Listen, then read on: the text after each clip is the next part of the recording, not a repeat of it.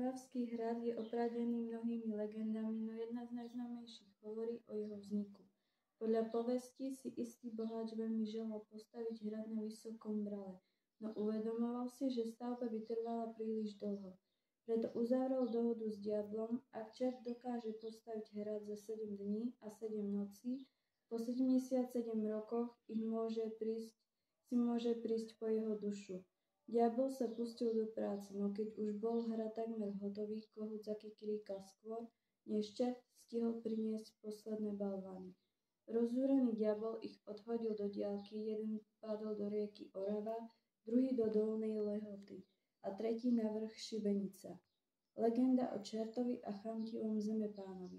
Táto verzia je oveľa tajomnejšia. Hovorí sa, že jeden chamtivý Zemepán túžil po pevnosti, ktorá by mu umožnila ovládať celé okolie. Nevedel však, ako postaviť hrad na strmej skale. Jednoho dňa sa mu zjavil čert a ponúkol mu pomoc. Postavím ti hrad za 1 noc, ale za to mi musíš dať svoju dušu. Zemepán súhlasil, no keď videl, že čert naozaj stavia hrad neuveriteľnou rýchlosťou, oľutoval svoj čin. Nakreslil posvätný kríž na najvyššiu väžu hradu. Keď ho čert zbadal, s hrozným revom zmizol a hrad ostal nedokončený. Dodnes sa hovorí, že v prízemí hradu čert nechal zakliaté zlato, ktoré nikto nemôže nájsť.